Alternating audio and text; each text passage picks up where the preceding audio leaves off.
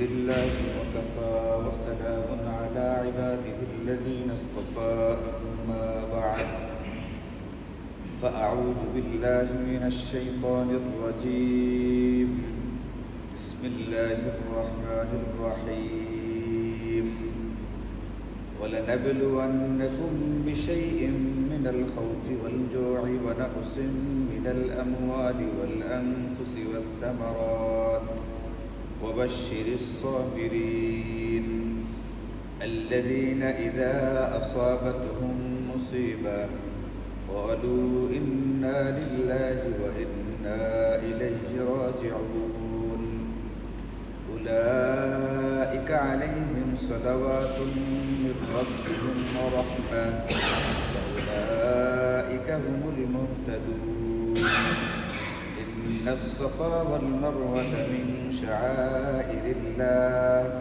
فمن حج البيت أو اعتمر فلا جناح عليه أن يطوف بهما ومن تطوع خيرا فإن الله شاكر عليم صدق الله مولانا العلي العظيم سبحانك لا علم لنا إلا ما علمتنا إنك أنت العليم الحكيم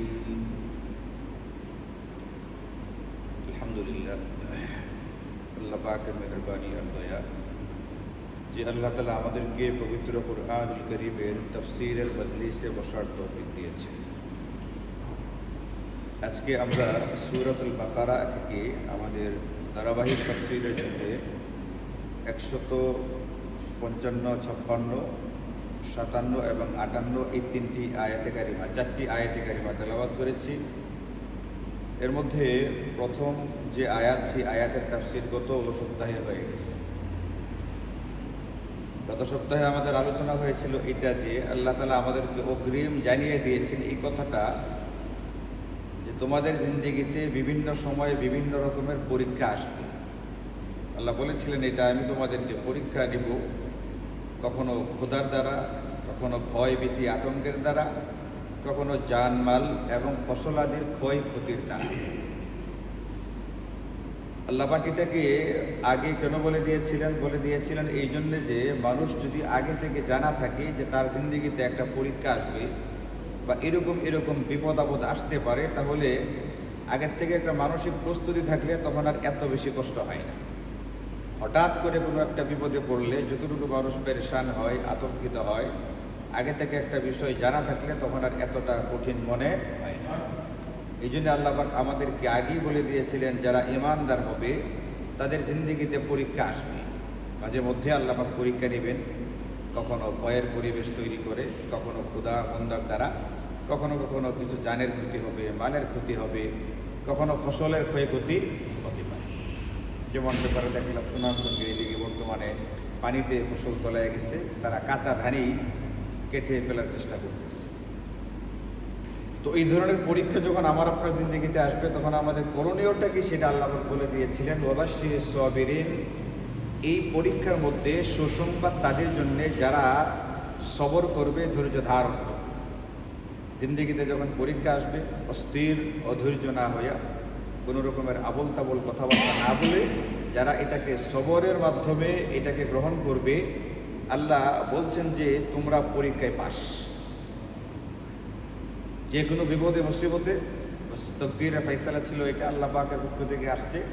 সহজে যে ব্যাপারটাকে মেনে নিবে আল্লাহ পাক অগ্রিম বলে দিয়েছেন অবশ্যই তুমি সুসংবাদ গ্রহণ করো, তার মানে তুমি পাস। এই যে আমরা দেখি অনেক সময় মানুষের জিন্দেগিতে কত রকম বিপদ আপদ আসে। দেখেন আজকে যে মারা গেছেন আমাদের আজিজুর রহমান তালুকদার সাহেবের ছেলে, প্রায় 50 বছর বয়স তার। আমি তাকে এই পর্যন্ত দেখি নাই কোনোদিন, আজকে প্রথম দেখলাম লাশ। 50 বছর বয়স, একেবারে ছোটোবেলা থেকেই অসুস্থ। তাকে খাওয়াইতে হইতো, পড়াইতে হইতো, গোসল করাইতে হইতো, সব করে দিতে হইতো, অথচ প্রায় 50 বছর বয়স, এতদিন পর্যন্ত করে গেছেন। তো এটা তো একটা বড় পরীক্ষা। 50 বছর পর্যন্ত গেছে পরীক্ষাটা। আর আমাদের জিন্দগিতে অনেক সময় এর চেয়ে অনেক ছোট, খুব স্বল্প সময়ের জন্য পরীক্ষা আসে। তো এগুলোর ভিতরে আমাদের জন্য করণীয় হচ্ছে সবর করা। আল্লাহ নবী সাল্লাল্লাহু আলাইহি ওয়াসাল্লাম হাদিসে পাকের মধ্যে বলেন যে আন্নামা আসাবাকা, যে বিপদ বা যে অসুবিধা তোমার জিন্দেগিতে আসছে, লাম ইয়াকুন লিয়ুখতিআকা, এটা না আসার ছিল না, যেটা এসে গেছে সেটা আসারই ছিল। আমা আখতাআকা, আর যে নিয়ামত তুমি পাও নাই, তোমার আশা ছিল এটা হবো ওটা হবো, এটা অর্জন করব এটা অর্জন করব, লাম ইয়াকুন লিয়ুসিবাকা, এটা তোমার অর্জন করার কথাই ছিল না। যে নিয়ামত পাই নাই সেটা আসলে আমার পাওয়ার কথাই না, আল্লাহ পাক এটা আমার তকদিরে রাখেন নাই। আর যে বিপদে আমি পড়ে গেছি এটাতে পড়ার কথাই ছিল, কারণ এটা আমার তকদিরে কে আছে, লেখা আছে। এইভাবে চিন্তা করে যদি কোনো ব্যক্তি এটাকে সবরের সাথে গ্রহণ করে, তাহলে আল্লাহ পাকের পক্ষ থেকে রেজাল্ট আগেই ঘোষণা করে দেওয়া হয়েছে, অবাশশিরিস সাবিরিন, তাকে 100% রেজাল্ট দেয়া পাশ করে দেওয়া। এখন সবরটা কিভাবে করবে, এটার জন্য আল্লাহ নিজে দুইটা কৌশল শিখিয়ে দিয়েছে। একটা মানুষ বিপদে পড়ার পরে কিভাবে চিন্তা করলে, কিভাবে ভাবলে সে এটাকে সহজে গ্রহণ করতে পারবে। আল্লাহ তাআলা বলতেছেন, আল্লাযীনা ইযা আসাবাতহুম মুসিবাহ, মুসিবত শব্দটা তো আপনারা শুনছেন, আরবি শব্দ এটা, কিন্তু আমরা বলি না যে আল্লাহ তাআলা বালা মুসিবত থেকে হেফাজত করুন, এটা বলি আমরা, বাংলাতে অনেক বই পুস্তকে ব্যবহার হয় এটা মুসিবত। আল্লাযীনা ইযা আসাবাতহুম মুসিবাহ, আল্লাহ বলেন যে মূলত সবরকারী তারা, যাদের উপরে কোনো বিপদ আসার পরে, মুসিবত আসার পরে, ক্বালু, তারা বলে, ইন্না লিল্লাহি ওয়া ইন্না ইলাইহি রাজিউন, ইন্না লিল্লাহি ওয়া ইন্না ইলাইহি রাজিউন। এই দোয়াটা যারা বলবে এবং এই দোয়াটার মধ্যে শিখিয়ে দেওয়া যে কৌশলটা আছে, এটা যারা গ্রহণ করবে তাদের জন্য সবর করাটা সহজ হবে। এটার কি অর্থ? এটা অর্থ হচ্ছে ইন্না লিল্লাহি, এর অর্থ হলো আমরা আল্লাহ পাকের মালিকানাধীন, আল্লাহ পাকের নিয়ন্ত্রণাধীন, আমরা আল্লাহ পাকের গোলাম। আর এটা আমাদের সবার জানা আছে, আমার মালিকানাধীন জিনিস যেটা, এটার ভিতরে আমি যা ইচ্ছা তা করতে পারি। এখানে আমাকে কেউ কোনো কিছু বলতে পারে না। আমার মনে আছে আজকে থেকে বেশ কয়েক বছর আগে, তখন আমাদের ওই ওযুখানাটা ছিল না, এটা পুরাতন ওযুখানা ছিল, টিনের চালা ছিল, কাজেই মুয়াজ্জিন সাহেবের থাকার বসার একটা জায়গা দরকার। তো এই বারান্দার ওই সাইডে একটা ঘর করে দেওয়া হয়েছিল টিন দিয়া।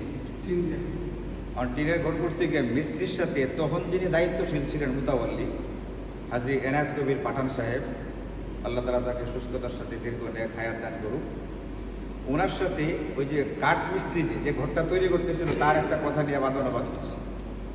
উনি বলতেছেন এইভাবে করো ওইভাবে করো, আর মিস্ত্রি বলতেছে এইভাবে করলে ভালো হবে না, ওইটা ওইভাবে করা দরকার।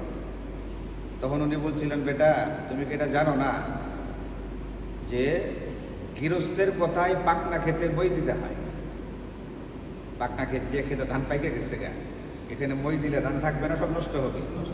এখানে ধান কাইটা সুন্দর করে উঠাইতে হবে। এখন যদি পাকা ধান যেখানে পাইকে গেছে গা, এখন কাটার কথা, এখানে কেউ যদি মই দেয়া দেয় গরু দেয়া, ধান তো সব নষ্ট হয়ে যায়। তো উনি বলতেছেন গৃহস্থের কথায়, মানে মালিকের কথায় তুমি পাকনা ধানে মই দিবা, তোমার দায়িত্ব হচ্ছে মালিক যা বলে সেটাই করবা, ভালো মন্দ এখানে তোমার দেখার বিষয় না। এখন দুনিয়ার একজন মানুষ যদি মনে করে আমার মালিকানাধীন জিনিসটার ভিতরে আমি যা ইচ্ছা তা করতে পারি, এই অধিকার আমার আছে, তাহলে আমরা কার মালিকানাধীন? আল্লাহ পাক। আমাদেরকে বানিয়েছেন আল্লাহ তাআলা, আমাদেরকে পালতেছেন আল্লাহ তাআলা, আমাদের উপরে সম্পূর্ণ পুরাপুরি ক্ষমতা রাখেন আল্লাহ তাআলা।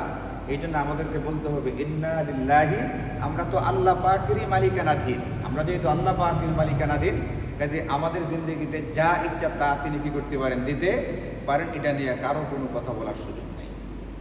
এখন কে কখন মারা যাবে এটা আল্লাহ পাকের সিদ্ধান্ত, কে কখন অসুস্থ হবে সেটাও আল্লাহ পাকের সিদ্ধান্ত, কে কোন মুসিবতে কখন পড়বে এটাও কার সিদ্ধান্ত? আল্লাহ পাক তার মাখলুকের মধ্যে যা ইচ্ছা তা করতে পারেন। তা আমি তো আল্লাহর মাখলুক, আমার জিন্দগিতেও যখন তখন যা ইচ্ছা তা আসতে পারে, আমাকে এটা খুব ঠান্ডাভাবে মেনে নিতে হবে। আমি আল্লাহ পাকের মালিকানাধীন, আমার মালিক আমার জিন্দগিতে যে কোনো পরিবেশ, যে কোনো পরিস্থিতি তৈরি করতে পারেন। এই অধিকার, এই ক্ষমতা কার আছে? আল্লাহ আছে। তাহলে আপনাকে আমাকে বিপদে সবর করতে, ধৈর্য ধারণ করতে কি হবে? সহজ। দ্বিতীয় অংশের অর্থ হচ্ছে ওয়া ইন্না ইলাইহি রাজিউন, আর আমরা তারই কাছে সবাই ফেরত যাব।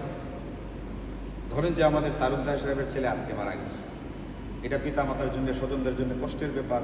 বাবার আগে সন্তান মারা গেছে, তাই না? তো এখানে আয়াতের ভিতরে আমাদেরকে শেখানো হইতেছে, তুমি এটা চিন্তা করো, সে যেখানে গেছে অনন্তকালের জন্য আমাদের ভিতরে বিচ্ছেদ ঘটে নাই। খুব শীঘ্রই আমরাও সেখানে যাচ্ছি এবং সবাই এক জায়গা থেকে আমরা কি হব, মিলিত, এক জায়গাতে মিলিত হব। ওয়া ইন্না ইলাইহি রাজিউন, আমরাও তার কাছে ফিরব। একজনের মৃত্যু সংবাদ শোনার পরে বললেন যে আমরা তার কাছে ফিরব, মানে সে যেরকম আল্লাহ পাকের কাছে চলে গেছে, আমরাও শীঘ্রই কি করতেছে, ওখানে আসতেছে, ওখানে সাক্ষাৎ করবে। হাজি সাহেবরা হজে যেতেছে না, হজের মৌসুম শুরু হয়েছে, 18 তারিখ 17 তারিখ থেকে ফ্লাইট যাওয়া শুরু হয়েছে।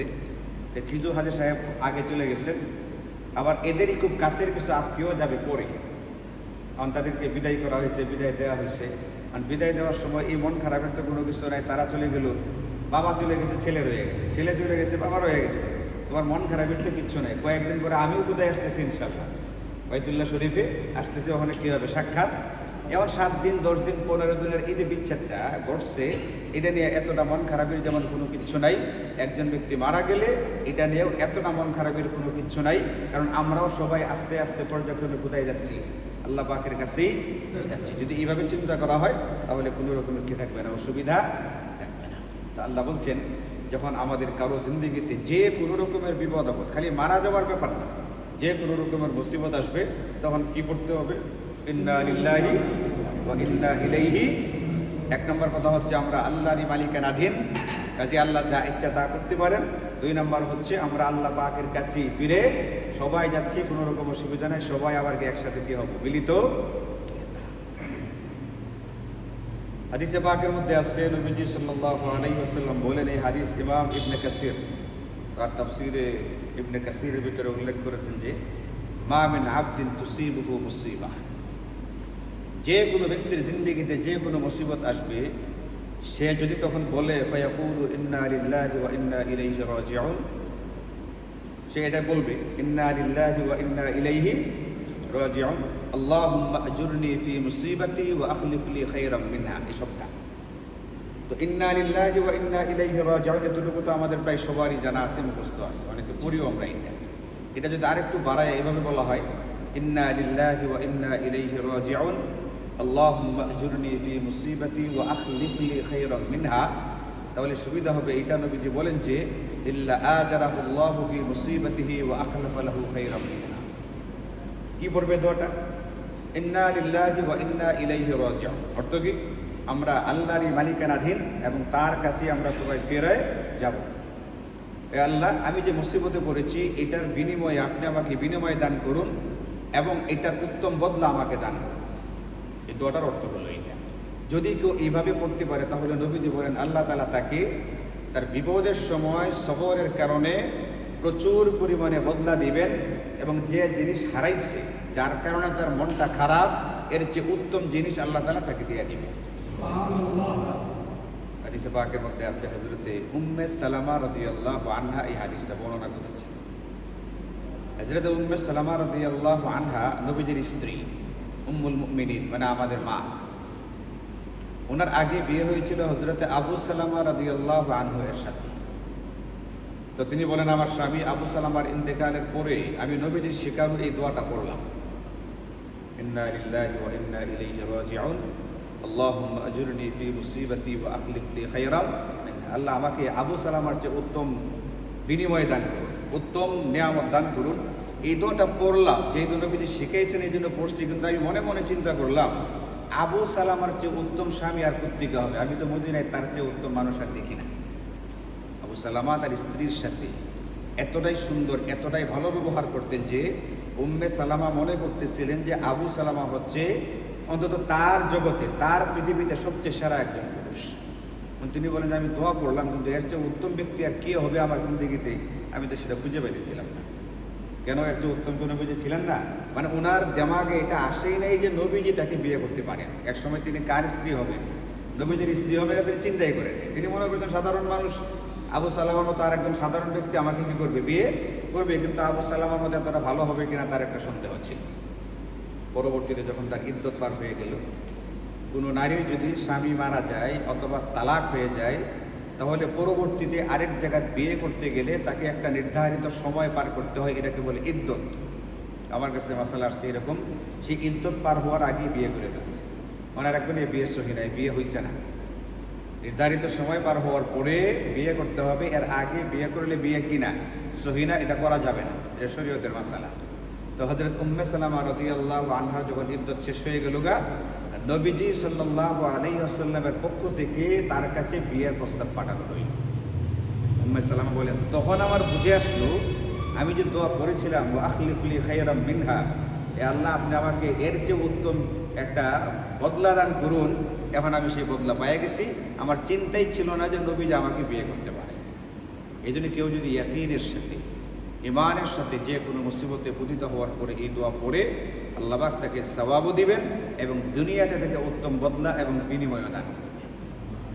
এমনকি হাফিজ ইবনে কাসির তার তাফসীরের কিতাবে এটাও লিখেছেন, একটা হাদিস তিনি নকল করেছেন এখানে, যে কোনো ব্যক্তি যদি অতীতের কোনো বিপদের কথা হঠাৎ করে মনে পড়ে, অতীতের কোনো কথা, এটা মনে পড়ার পরে সে যদি আবার এটা পড়ে ইন্না লিল্লাহি ওয়া ইন্না ইলাইহি রাজিউন, তাহলে আল্লাহ তাআলা তাকে নগদ বিপদে পড়ার সময় যে পরিমাণ সওয়াব দিয়েছিলেন, অনেক বছর পরে যদি সেই বিপদের কথা মনে করে এই দোয়া পড়ে, তাহলে তাকে ওই পরিমাণই সওয়াব দেওয়া হবে। এই জন্য আমাদের জিন্দেগিতে এই আমলটা থাকতে হবে। যেহেতু আমাদের জিন্দেগিতে পরীক্ষা হিসাবে বিভিন্ন রকমের বিপদ আপদ বালা মুসিবত আসবে, আল্লাহ পাকের অগ্রিম বলে দেওয়া আছে, ইমানদারটা জিন্দেগিতে হবে এটা, সেহেতু আমাদের এই দোয়া মুখস্থ করতে হবে এবং এটার উপরে আমল করার চেষ্টা করতে হবে। এটা আমাদের জন্য একটা বিরাট প্রশান্তির কারণ হবে ইনশাআল্লাহ। হাদিসে পাকের মধ্যে আছে, আল্লাহ তাআলা মালাকুল মউতকে জিজ্ঞেস করেন, কোনো নাবালক বাচ্চা মারা গেলে, বাবা জীবিত সন্তান মারা গেছে এমন হইলে আল্লাহ তাআলা মালাকুল মউতকে জিজ্ঞেস করেন যে তুমি তো ওই ব্যক্তির কলিজার টুকরার রূহ কবজা করে নিয়ে আসছো। বলে হ্যাঁ। তো সে কি বললো? মা কলা, আমার সেই বান্দা কি বললো যার সন্তানের রূহ কবজা করলাম, সন্তান মারা গেছে, বাবা জীবিত, সে কি বলছে? আল্লাহ তাআলা জানেন না? জানেন, কিন্তু এরপরও ফেরেশতাদের কাছ থেকে শুনতে তার ভালো লাগে, তিনি শুনেন এটা। ফেরেশতারা বলে, আল্লাহ হামিদাকা ওয়াস্তারজা, সে আপনার প্রশংসা করছে। ওয়াস্তারজা মানে ইন্না লিল্লাহি ওয়া ইন্না ইলাইহি রাজিউন, এটা সে পাঠ করছে। আল্লাহ বলেন, যাও ইবনু লাহু বাইতান ফিল জান্নাহ, জান্নাতে তার জন্য একটা প্রাসাদ তৈরি করো এবং এই প্রাসাদের নাম দাও ওয়াসাম্মুহু বাইতুল হামদ, বাইতুল হামদ নাম দিয়ে দাও। অনেক ভাষা বাড়ির নাম থেকে দেখছেন না, এরকম আল্লাহ বলছে একটা বাইতুল হামদ নাম দাও তার জন্যে এবং একটা স্পেশাল প্রাসাদ তৈরি করে দাও। বাইতুল হামদ মানে প্রশংসার বিনিময়ে প্রদত্ত বাড়ি, এটার অর্থ বাইতুল হামদ। যে সন্তান মারা দেওয়ার পরেও সে অস্থির অধৈর্য না হয়ে ইন্না লিল্লাহ পড়ছে, আল্লাহ পাক খুশি হয়ে গেছেন, আল্লাহ পাকের পক্ষ থেকে তার প্রাসাদের ব্যবস্থা করা হয়েছে। এটা বলেন তার প্রাসাদ হলো জান্নাতি, আর এই ব্যক্তিরা থাকবে জাহান্নামে। এটাকে হবে নাকি সেও কোথায় আসবে? এই ব্যক্তিটার জন্য আল্লাহ পাক প্রাসাদ বানাইছেন জান্নাতি, আর এই ব্যক্তিটাকে আল্লাহকে জাহান্নাম বানায় রাখবেন নাকি তাকে জান্নাতি দিবে? জান্নাতি দিবে। তার জন্য জান্নাতে প্রাসাদ তৈরি হচ্ছে মানে হলো আল্লাহ পাক তাকে জান্নাত দিয়ে দিচ্ছে সবরের বিনিময়ে। আচ্ছা, জান্নাতে যাওয়ার পরে তার সন্তানের সঙ্গে সাক্ষাৎ হবে না? হবে না। সন্তান কিছুদিনের, অল্প কিছুদিনের বিচ্ছেদ ছিল এটা। এই জন্য আমাদেরকে সবরের সাথে বিষয়গুলো গ্রহণ করতে হবে। আল্লাহ তাআলা আমাদেরকে ধৈর্যের সাথে যে কোনো পরীক্ষায়, যে কোনো মুসিবতে বিষয়গুলোকে গ্রহণ করার তৌফিক দান। এখন যারা এটা করতে পারবে তাদের পুরস্কারটাকে আল্লাহ বলতেছেন যে উলাইকা আলাইহিম সালাওয়াতুম মির রাব্বিহিম ওয়া রাহমাহ, তাদের উপরে আল্লাহ পাকের পক্ষ থেকে প্রচুর পরিমাণে রহমত এবং শান্তি বর্ষিত হবে। যারা সবরের সাথে এটা গ্রহণ করবে, এই দোয়া পড়বে, আল্লাহ পাকের পক্ষ থেকে অজস্র পরিমাণে রহমত এবং বরকত তাদের জন্য বর্ষিত হবে। এবং আল্লাহ সবচেয়ে বড় সনদ সার্টিফিকেট দিয়ে দিচ্ছেন, এরাই হচ্ছে হেদায়াতপ্রাপ্ত মানুষ দুনিয়াতে। আল্লাহ পাক সনদ দিচ্ছেন যে এরাই হচ্ছে কি? হেদায়াতপ্রাপ্ত মানুষ। এর চেয়ে বড় সনদ সার্টিফিকেট লাগে? হেদায়াতপ্রাপ্ত যারা, এরাই তো জান্নাতি, এরাই তো মুক্তি পায়ে গেছে। এরকম মানুষ আল্লাহ পাকের পক্ষ থেকে সনদ দেওয়া। এই সবরের একটা উদাহরণ দিচ্ছেন আল্লাহ তাআলা, ইন্না সাফা ওয়াল মারওয়াতা মিন শাআইরিল্লাহ। ও দুনিয়ার মানুষ, তোমরা জানো সাফা এবং মারওয়া আল্লাহ পাকের নিদর্শনগুলোর মধ্য থেকে দুইটা নিদর্শন। আপনারা জানেন কাবা শরীফের খুব কাছে পাশাপাশি দুইটা পাহাড় আছে, একটা নাম সাফা, একটা নাম মারওয়া। এখানে হাজী সাহেবদের একটা আমল করতে হয়, এটাকে বলে সাই। এটা আমাদের হানাফি মাযহাব অনুযায়ী এটা ওয়াজিব, অন্যান্য মাযহাবে ইমাম শাফি এবং ইমাম মালিক রাহিমাহুল্লাহ ওনাদের মাযহাবে সাই করাটা ফরজ। সাফা থেকে মারওয়া, মারওয়া থেকে সাফা, এইভাবে 7টা চক্কর দিতে হয়। এটা খুব গুরুত্বপূর্ণ একটা আমল হজ এবং উমরা। এই যে দুটা পাহাড়, আল্লাহ বলতেছেন এই দুইটা পাহাড় আল্লাহ পাকের কুদরতের অন্তর্ভুক্ত, নিদর্শনাবলীর অন্তর্ভুক্ত। এখানে সবরের ঘটনাটা কি আছে আপনারা জানেন যে হজরত হাজেরা রাদিয়াল্লাহু আনহা ইনি হজরত ইসমাঈল আলাইহিস সালামের পানি তালাশ করতে গিয়া এই দুইটা পাহাড়ে একটু ছোটাছুটি করেছিলেন এবং পানির জন্য অপেক্ষা করতেছিলেন। তো আল্লাহ পাক এখান থেকে পানির ব্যবস্থা করে দিয়েছিলেন। এই যে তিনি আল্লাহ পাকের জন্য কুরবানি করলেন, স্বামী ত্যাগ করলেন, মানে স্বামীর থেকে দূরে গেলেন, এরকমভাবে খাবার নাই পানি নাই এমন একটা জায়গাতে রইলেন, আল্লাহ পাকের হুকুম মানতে গিয়ে সবর করলেন। তো আল্লাহ পাক তার এই যে আল্লাহর জন্য যে অস্থিরতাটা, এটা এতটাই পছন্দ করলেন যে হজের একটা গুরুত্বপূর্ণ আমল হিসাবে কিয়ামত পর্যন্তের জন্য বিধান হিসেবে দেয় সাফা আর মারওয়া। এই দুইটা শুধুমাত্র সবরের বিনিময়ে আল্লাহ তাআলা একটা গুরুত্বপূর্ণ বিধান দিয়ে দিচ্ছেন, মানে আমরা এখানে দৌড়তেছি আর কিছু না। এইটাই একটা আমল। আপনি এই মাথার থেকে ওই মাথায় যাবেন, ওই মাথার থেকে ওই মাথায়, এইটাই একটা আমল। 450 মিটার জিনিসটা, ওটার ভিতরে খুব চমৎকার ব্যবস্থা আছে, অসুবিধা নেই। এরকম একবারে খুব পরিষ্কার ঝকঝকে টাইলস, আপনার এখানে পুরোটা এসি চলতেছে। এরপরে এক ধরনের বড় বড় একদম গোল পাখার মতো আছে, দুই পাশে ওয়ালে দেওয়া আছে, বাতাসও করতেছে, হালকা ছিটা ছিটা পানির মতো করতেছে। এই জন্য খুব কষ্ট হয় না, খুব আরামের জায়গা, খুব আরামদায়ক ব্যাপারটা। সাই করার জায়গাটা খুব মজাদার। আল্লাহ বলেন যে ফামান হাজ্জাল বাইতা আও ইয়াতামারা, যে ব্যক্তি বাইতুল্লাহর হজ করবে অথবা উমরা করবে, ফালা জুনাহা আলাইহি আইয়াতাওয়াফা বিহিমা, এই দুইটা তাকে তওয়াফ করতে কোনো অসুবিধা নাই, ঠিকঠাক মতো তওয়াফ করে ফেলবে। যে ব্যক্তি হজ করবে এবং উমরা করবে, হজ আর উমরার একটা গুরুত্বপূর্ণ বিধান হচ্ছে এটা। এই জন্যে হজ এবং উমরায় যারা যাবে, হজের অংশ হিসাবে বাইতুল্লাহর যেরকম তওয়াফ করবে এরকম সাফা মারওয়া সাই করবে। উমরা যারা করবে, উমরার একটা গুরুত্বপূর্ণ বিধান হিসাবে বাইতুল্লাহ যেরকম তওয়াফ করবে সাফা মারওয়ার সাই করতে হবে। এই যে হাজি সাহেবানরা গেছেন আলহামদুলিল্লাহ, 17 তারিখ রাত্রেই অনেকে চলে গেছেন, পরের দিন সকালে গেছেন আলহামদুলিল্লাহ। আজকে এই যে আলমদিনা ট্রাভেলসের মাধ্যমে আমার শ্বশুর সাহেব এবং শাশুড়ি এনারা দুজন হজে গেছেন। আরও বেশ কয়েকজন নেত্রকোনার পরিচিত দেখলাম, ওনাদের একটা আমলের একটা ভিডিও তৈরি করে পাঠিয়েছে, এটা আমাকে একজন দেখাইলো, ওটার মধ্যে দেখলাম একেবারে মানুষ কম। একবারে শুরুতে চলে গেছেন, তো একবারে শুরুর দিকে গেছেন, এখানে অন্য এখন উমরা সব বন্ধ করে দেওয়া হয়েছে। এমনি সারা বছর উমরা করে উমরাকারীরা প্রচুর পরিমাণ ভিড় থাকে, এখানে কোনো ভিড় নাই। তারা ওখানে গেছেন, উমরা করছেন, একবারে নারীরা সহকারে হাজারা আসার চুম্বন করছেন।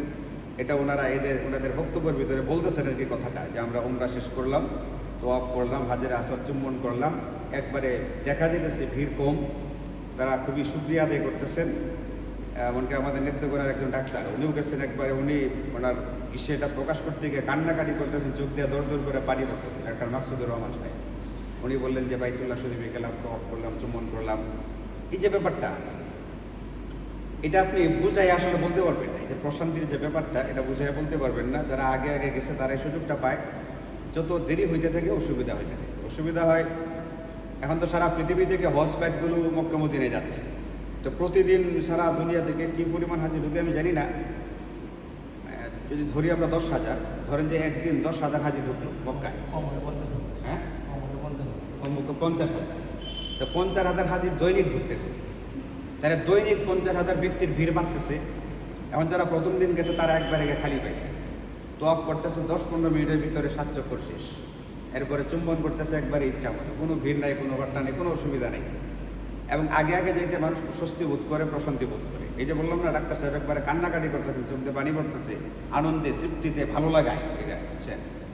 তো আগে আগে যেতে পারলে ভালো হয়, এই কাজগুলো করা যায়। যত দেরি হয়, আর দৈনিক যদি 50,000 ঢুকে, আর একজন ব্যক্তি যদি প্রথম ফ্লাইটের 10 দিন পরে ওখানে যায়, তারা 10 দিনে আরও 1 লাখ লোক ঢুকে গেছে, এখানে 5 লাখ লোক অতিরিক্ত হয়ে গেছে। তখন একটু ভিড় বাড়ছে না, একটু ভিড় বেড়ে গেছে, তওয়াফ করতে এগুলো করতে একটু কষ্ট হয়। 2 নম্বর হলো, আমি যেটা দেখছি আর কি, আমার অভিজ্ঞতা, আগে আগে যাওয়াটা মানুষ কষ্টের মনে করে না, বরং ভাল লাগে। আবার হজের পরে দ্রুত চলে আসার জন্য পাগল হয়ে যায় মানুষ। এখন যারা এদিক থেকে দেরি করে যায়, 10 দিন, 15 দিন, 20 দিন পরে গেল, তো ওই দিক থেকে আসতে হবে কিন্তু আবার হজের 20 দিন পরে। এতে অসুবিধা হয় এটা, হজের পরে মানুষ ওখানে থাকতে চায় না, খুব দ্রুত খালি দেশে ফিরতে চায়। অন দ্য নির্ধারিত ফ্লাইটের আগে তো সে কি করতে পারবে না, ফিরতে পারবে না, ওই নির্ধারিত সময় ফিরতে হবে। আরেকটা কারণ হলো, ওই সময় প্রচুর ভিড় থাকার কারণে সে যে তওয়াফ করবে, এটা করবে, ওটা করবে, ওই ভিতরে গত শুক্রবারে বললাম না, যথেষ্ট পরিমাণ প্রেম না থাকলে ওই কষ্ট করে তওয়াফগুলো করতে রাজি হয়। হজের পরে প্রচুর ভিড় থাকে, এখন যেরকম আগে গেছে খালি, হজের পরে কিন্তু সে 20 দিন রয়ে গেছে, 20 দিন কাজ করি, এই কাজগুলো করতে চায়। অনেকে রাখে দূরে, অসুবিধা হয়। এই জন্য হজে যারা যেতে চায় তারা আগে আগে যেতে পারলে ভালো। আল মদিনা ট্রাভেলস ওরা যেটা করে আর কি, আগে আগে নিয়ে যায়। আপনি তো যেতেছেন ইনশাল্লাহ আগামীকালকে, তাই না? আপনার কাছে অসুবিধা নাই, 2 দিনে তেমন অসুবিধা হবে না। উনি আল মদিনার মাধ্যমে হচ্ছে ওটা তো হেলাল বেড়াব না। হ্যাঁ, আপনারা যাইতেছেন ইনশাল্লাহ, অসুবিধা নেই। আপনারা ওকে দেখবেন যে ভিড় কম আছে, আলহামদুলিল্লাহ, মাশাআল্লাহ। তো আল মদিনাওয়ালারা এটা করার চেষ্টা করে, আগে আগে ভাগে যাওয়ার চেষ্টা করে। এমনিতে অবশ্য মানে অনেকেই একটু আবদুল্লাহ সাহেবের ব্যাপারে একটু সমালোচনাও করে, ওনার একটু কটু ব্যবহারের কারণে কথাবার্তা একটু কঠিন কঠিন বলে ফেলে। আসলে আপনি দেখবেন হজ কাফেলার কোনোটাই কোনো রকমের একবারে সমস্ত দোষ থেকে মুক্ত, ব্যাপারটা কিন্তু এরকম। সবগুলো কাফেলারই কিছু না কিছু সমস্যা আছে, অসুবিধা আছে। আবদুল্লাহ সাহেবের হয়তো বা একটু কথাবার্তায় অনেক একটু মনে করে যে কঠিন, কিন্তু অন্য দিক থেকে সুবিধা আছে। আবার অন্য কাফেলায় দেখা যাবে মোয়াল্লাম সব কথাবার্তায় খুব নরম, কিন্তু অনেক অসুবিধা আছে। যেমন কিছুদিন আগে যে উনি ওনাদের 6 লাখ টাকা মেরে গেছে, যে লোকের মাধ্যমে মেরে গেছে ওই মোয়াল্লিম কথাবার্তায় খুব নরম, কিন্তু টাকা নিয়ে তো নাই হয়ে গেছে, 6 লাখ টাকাই ওনার গায়ে। এই জন্যে আবদুল্লাহ সাহেবের টাল মদিনারটা হচ্ছে টাকা পয়সাগুলো মেরে যাওয়ার তো মানে একটা ভয় নেই, আগে আগে নিয়ে যায় এবং সুযোগ সুবিধা যতটুকু দেওয়ার সম্ভব হয় কী করে উনি দেওয়ার চেষ্টা করে। এই যে মনে করেন মানুষগুলো গেছে, প্রথম দিনই গেছে গা, তোয়াফ টপ কইরা উমরা কইরা হালাল হইয়া এবার একবারে শান্তিতে খালি তোয়াফ করতেছে, উমরা তো শেষ, আর ইচ্ছা মতো হাজারে আসার জন্য করতেছে। কীরকম একটা প্রশান্তির ব্যাপার এটা। এই জন্যে ওনার বদনাম করে এমন এক লোক তার এক আত্মীয়রে আর একটা কাফেলায় দিচ্ছে। আমি বলছিলাম আল মদিনা দেওয়ার জন্যে, উনি দিয়েছেন আর একটা এজেন্সি। যে এজেন্সিতে দিছে আমারই মুসল্লি, ওনার ফ্লাইট করছে আরো 10 দিন পরে 27 তারিখ। ওনারা গেছে 17 তারিখে আল মদিনাওয়ালারা, আর ওনারটা পড়ছে কবে? 27 তারিখ। কয়দিন গ্যাপ হয়েছে? এই 10 দিনে সে যখন যাবে ততদিনে মুসল্লি ওখানে হাজি ওখানে বাইরে গেছে কত? 5 লাখ বাইরে গেছে। এখন যে লোকের মাধ্যমে দিয়েছে সেই লোক ব্যবহার করে ভালো, কথাবার্তা কয় নরম, কিন্তু এই যে 10 দিন যে পড়ে গেল, এটার কি হবে? এটা একটা অসুবিধা না? সব জায়গাতেই কিছু না কিছু অসুবিধা থাকে।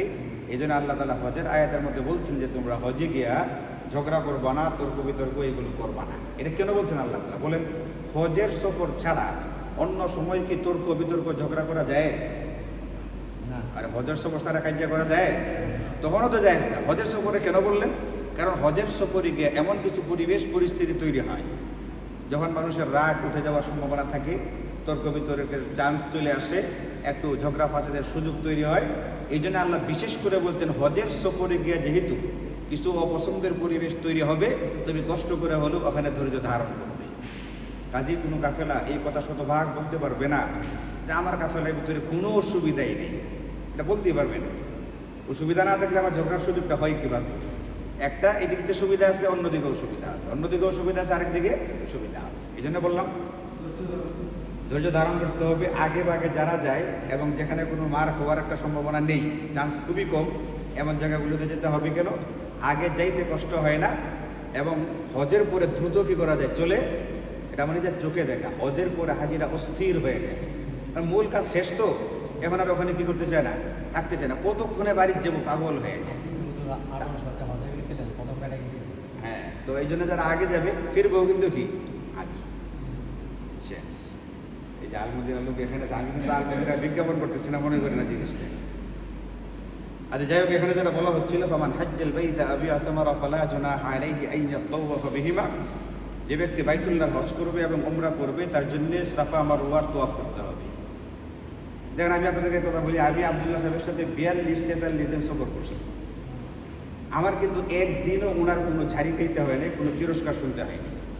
আমি আমার মতো করে কাজ করছি। ওনার কাছে একটু বড় বড় এই অভিযোগ ওই অভিযোগ নিয়ে আমি একবারও গেছি না। আমার রুমে যারা ছিলেন তারা আমাকে অসুবিধা করছেন না, এরকমটা না। আমার সঙ্গে যারা ছিলেন তারা খুন 4 জন বুড়া মানুষ ছিল। অন্যরা বুড়া মানুষ নিতে চায় না, ওনাকে গিয়ে বলে আমার রুমে বুড়া মানুষ দিবেন না।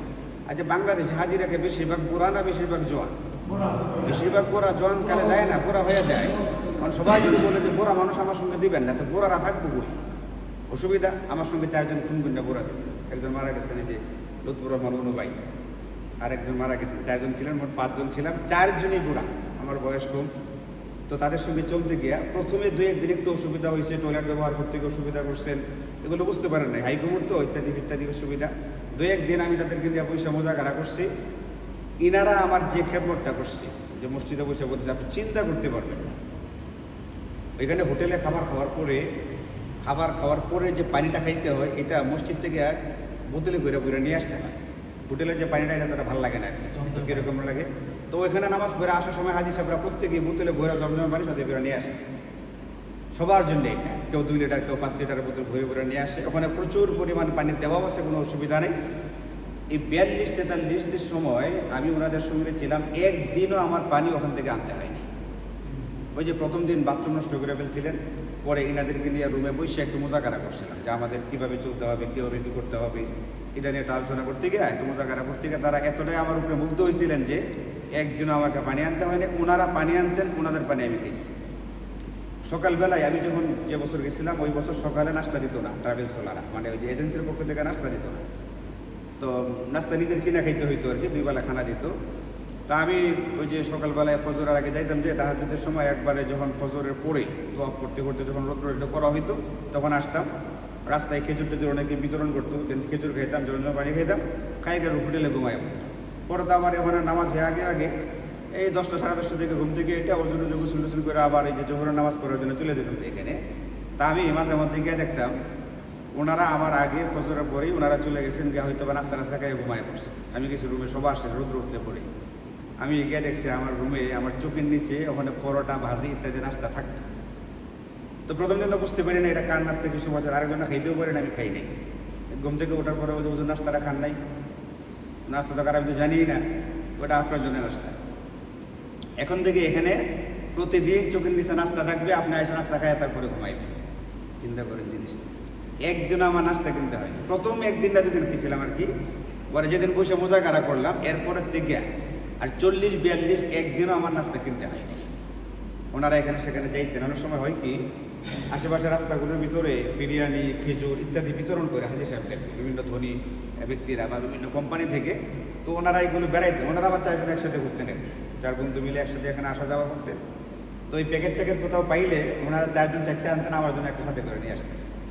আমি কিন্তু এই প্যাকেট সংগ্রহ কোনোদিনই করতে পারিনি, ওনারা সংগ্রহ করে নিয়ে আমার হোটেলে আমার জন্য রেখে দিতেন। তো গোড়া মানুষদেরকে হেলাফেলা করতেন, তাদেরকে দিয়াওয়াল্লা যে কাজটা আপনাকে করাইতে পারে, এখানে উচিত ছিল জোয়ান হিসাবে আমি তাদের সেবা করবো, তাই না? 4 জন কোন বুড়া মানুষ আমি সেবা করবো, উল্টা পুরা সফরে তারা সেবাটা করছে। তো এই জন্যে আমরা যেটা মনে করি, আবদুল্লাহ সাহেবের কাছে অভিযোগ করে যে বুড়া মানুষ আমার হোটেলে আমি রুমে রাখতে পারবো না, অথবা বাথরুম নষ্ট করে বলছে কি আবদুল্লাহ সাহেবের কাছে অভিযোগ দিচ্ছে। আচ্ছা, উনি নিয়ে যেতেছে প্রায় 160 জন মানুষ, ওই সময় নিয়ে গেছিল 350-400 মানুষ। 160 জন মানুষ যদি একটা করেও কথা বলে, এই ব্যক্তিরা কয়টা অভিযোগ শুনবে আর কয়টা মানে সমাধান করতে পারবে? আপনারা 5 জন থাকেন, আপনাদের হোটেলের বাথরুমটাকে নষ্ট করে বলছে আপনারা একটু সাফ করে ফেলেন, একটু পানি ঢালেন, একটু ক্লিন করে ফেলেন, সব কিছু উনি এসে করে দিয়ে যাবো আপনাকে। উনি আপনার ইন্তজামটা করে দিচ্ছে, পাসপোর্ট, ভিসা, হজের যে নেওয়ার যে ব্যাপারটা, হোটেলে থাকা, খাবার দাবার, আপনার ইন্তজামগুলো উনি করে দিচ্ছে। কিন্তু আপনার একবারে পার্সোনালি প্রত্যেকটা কাজ তো আর এজেন্সি ওনারা করে দিবে না, কেউ এটা করে দেওয়ার কথা না। এই জন্য যারা বেশি অভিযোগ করতে গেছে তারা অনেক সময় ওনার একটু টুকটাক খাইছে, দমক খাইছে। আমি তো একদিনে একটা দমকও খাই নাই, তা আমার কিছু সফর হয়েছে না, সফর হয়েছে। এই জন্য খালি একতরফা দোষ দেওয়া যে উনি খালি খারাপ ব্যবহার করে, এটা করে ওইটা করে, খারাপ ব্যবহারটা করছে কেন? আপনি গিয়ে বলবেন যে বড় মানুষ আমি রাখতে পারবো না, তো উনি বড় মানুষের দিবে কই? উনি তো হোটেলটা ভাড়া করছে সবার জন্য। আমি বললাম যে না, এই যে বাবুল ভাই সব চুল পাকনা পুরা এরা আমার সাথে দিলে হবে, আমার সাথে জোয়ান দেন। জোয়ান হাজি আনপুকুর থেকে ওনার বেশিরভাগ সদস্য হইল কি ওরা। এই জাতীয় কিছু অভিযোগ এমন আছে যেগুলো শুনলে আমার আপনারও মেজাজ খারাপ হবে। ওরা মানুষদেরকে কদর করতে হয়। হাদিসে পাকের মধ্যে আছে, নবীজি বলেন মা আকরামা শাবুন শাইখান আইয়াদাহুল্লাহু লাহু মান ইলা আখিরিল হাদিস। যদি কোনো যুবক কোনো বৃদ্ধকে সম্মান করে, কোনো যুবক যদি কোনো বৃদ্ধকে সম্মান করে, তাহলে আল্লাহ তাআলা এই যুবককে ওই বৃদ্ধের বয়সে পৌঁছাইয়া তাকে সম্মান করার জন্য ব্যক্তি তৈরি করে দিবে। এই কথাটার অর্থ কি দ্বারা আপনারা বুঝছেন? কেউ বলতে পারবে? ভালো করে খেয়াল করেন। নবীজি বলেন কোনো যুবক যদি কোনো বৃদ্ধকে সম্মান করে, এই বৃদ্ধের যে বয়স, এই বয়সে এই যুবককে সম্মান করার জন্য আল্লাহ লোক তৈরি করবে। এর মানে কি দাঁড়াচ্ছে কথাটা? হ্যাঁ, এই বয়স পর্যন্ত আল্লাহ হায়াত দিবেন। হ্যাঁ যে ঠিক মাশাআল্লাহ, এই যুবককে আল্লাহ তাআলা ওই বুড়ার বয়স পর্যন্ত হায়াত দিয়ে দিবে। এই যদি একজন 70 বছরের বৃদ্ধকে সম্মান করে, আল্লাহ তাকে 70 বছর বয়সে গিয়া আরেকজন যুবককে দেয়, তাকে সম্মান পাওয়া। এর মানে হচ্ছে একজন বৃদ্ধ বয়স্ক মানুষকে সম্মান করার মানে হলো নিজের হায়াতটা রেখে করে নেওয়া পারে। আর হেরা কয় যে আমার সাথে রুমে কারে দিবেন না, গোড়া মানুষ দিবেন না। গোড়া মানুষ কি বুঝে না? সব কিছু বুঝে, তাদের অনুভূতি উপলব্ধি সব ঠিকঠাক আছে। আমি তাদের কিনে যে মোজাকারা করছিলাম তাদের প্রশংসা করে না, তাদের দ্বারা কিছু অসুবিধা হইতেছিল। হাই কমোডে পা তুলে গিয়ে বসে পড়ছে, কেউ নিচে বসে বসে, যেখানে আপনার গোসলের পায়রা যে দিতে যায় এখানে বসে বাথরুম করে দিচ্ছে। এখানে আপনি গোসল কেমনে করবেন, এই জাতীয় অসুবিধা, বড় রকমের অসুবিধাই হইতেছিল। তো অনেকে তো হাই কমেন্ট ব্যবহার করার অভ্যাস নেই, তো এটা তাদের কিন্তু বুঝাইয়া সুন্দর করে দিয়া মোজাকারা করে দিছিলাম। হাজি সাহেবদের প্রশংসা করছিলাম, হাজি সাহেবরা কীভাবে চলবে কিছু আদব কাজে বলে দিছিলাম, তারাই এতে এতটা খুশি হয়ে গেছে। তাহলে এদের উপলব্ধি অনুভূতি আছে না নাই? ওরাদেরকে সম্মান করতে হবে। এবং নবীজি হাদিসে পাক এটাও বলছেন, আরে যুবক তোমরা যারা কাজ করো, চাকরি করো, ব্যবসা বাণিজ্য করো, মনে করো তুমি তোমার পরিশ্রম দিয়ে রিজিক কামাই করতেছো। নবীজি বলছেন এটা হাল তুরজাকুনা ইল্লা বিদুআফাইকুম, তোমার পরিবারের দুর্বল সদস্য যারা, তাদের উসিলায় আমি তোমাদেরকে রিজিক দিয়া থাকি। ছোট বাচ্চা, অতি বৃদ্ধ, অতি বৃদ্ধা আছে না, দাদা, নানা, দাদি, নানি, আমার নানু, আম্মাই বুড়ো হয়ে গেছে, তাহলে আমার নানুর অবস্থা কি বুঝে? এত বুড়া মানে কল্পনা করার মতো না। কেউ ঠেলাঠেলি করার কথা, মার্শাল্লাহ ঠেলাঠেলি না করে আত্মীয় স্বজনদের ভিতরে টানাটানি ঘুরেই একবার এই বাসায় একবার ওই বাসায় থাকতেছে। মানুষ মনে করে উনি বুড়া মানুষ, তার জন্য একটা আলাদা খাদেম আছে, মহিলা আছে, এটা কীভাবে দেখা হবে, লালন পালন করা হবে। নবীজি বলছেন তোমাদেরকে রিজিক দেওয়া হয় এই সমস্ত দুর্বলদের কারণে, এই জন্য এদের প্রতি খাতির করবা, এদেরকে সম্মান করবা। আল্লাহ তোমাকে ওই বয়সে পৌঁছায়া তোমাকে সম্মান পাওয়াইয়া দেওয়ার ব্যবস্থা করে দেবেন। এই গপ্প কোন দিক থেকে কোন দিকে গেছি, তাফসীর থেকে গেছি অন্যদিকে আলোচনাটা, তো কথাটা চলতেছিল আমাদের এখানে। ফামান হাজ্জাল, মানে হজের আলোচনা আছে এখানে। ফামান হাজ্জাল বাইদা আবি আতামারা ফালা জুনাহা আলাইহি আন ইয়াতাওয়াফা বিহিমা, যে ব্যক্তি বাইতুল্লাহ শরীফের হজ বা উমরা করবে সেই ব্যক্তি তওয়াফ করবে, যে সাফা মারওয়া এটা তওয়াফ করবে। ওমান তাতাওয়া খাইরান, এবং এটা মনে রাখতে হবে ব্যক্তি যে কোনো রকমের নেকির কাজ করবে, বা ইন্নাল্লাহা শাকিরুন আলিম, আল্লাহ তাআলা এই সম্পর্কে অবগত আছেন এবং আল্লাহ তাকে এই ব্যাপারে যথেষ্ট পরিমাণে পুরস্কার দান করবেন। আজকে এতটুকু থাক, আর কথা বলার এলাম নাই। আজকে আমরা যতটুকু তাফসীর শুনলাম, এখানে শিক্ষণীয় বিষয়গুলোর ভিতরে 1 নম্বর শিক্ষণীয় বিষয় হচ্ছে এটা, যে আমাদের জিন্দেগিতে পরীক্ষা নিরীক্ষা বিপদ আপদ আসবে, এটা আল্লাহ পাকের পক্ষ থেকে অগ্রিম ঘোষণা দেওয়া। কাজে আমাদেরকে মানসিকভাবে পরীক্ষার জন্য কি থাকতে হবে? প্রস্তুত থাকতে হবে। 2 নম্বর শিক্ষণীয় বিষয় হচ্ছে বিপদে পতিত হওয়ার পরে আমি কিভাবে সবর করব, এটাকে গ্রহণ করব। তো সেটার জন্য আল্লাহ শিখাইছেন, তুমি প্রথমে পড়বা ইন্না লিল্লাহি ওয়া ইন্না ইলাইহি রাজিউন। আমাদের করণীয় হচ্ছে যে কোনো ছোট বড় যে কোনো বিপদে পতিত হওয়ার পরে 2 নম্বর শিক্ষণীয় বিষয় এই দোয়াটাকে গুরুত্ব দিয়ে পড়তে হবে, আল্লাহ পাক শিখাইছে। এবং 3 নম্বর হচ্ছে এই অর্থটাকে চিন্তা করা। এটার অর্থটা চিন্তা করলে বিপদটা হালকা মনে হবে। অর্থটা কি? আমরা আল্লাহর মালিকানাধীন এবং আমরা সবাই আল্লাহর কাছে ফেরত যাব।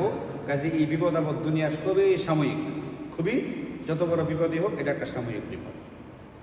4 নম্বর শিক্ষণীয় বিষয় হচ্ছে এটা, যারা এইভাবে সবর করতে পারবে আল্লাহ পাকের পক্ষ থেকে তাদের জন্য অজস্র পরিমাণের রহমত এবং বরকত দান করা হবে।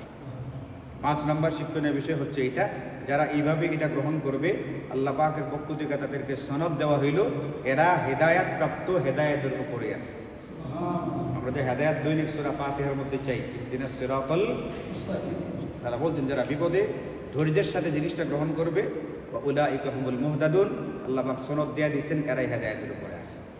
এবং 6 নম্বর শিক্ষণীয় বিষয় হচ্ছে আমাদের জন্য এটা, যে হজ বা উমরা করতে গেলে আমাদেরকে সাফা মারওয়া কি করতে হবে? সাই করতে হবে।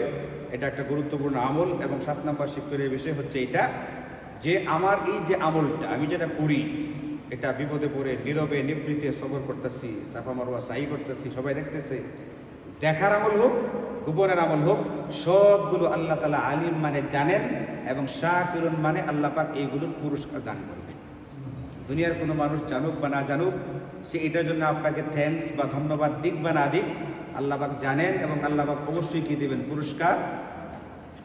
আল্লাহ তাআলা আমাদেরকে এইগুলোর উপর আমল করার তৌফিক দান করুন। ওয়া আখিরু দাওয়ানা আলহামদুলিল্লাহি রাব্বিল আলামিন।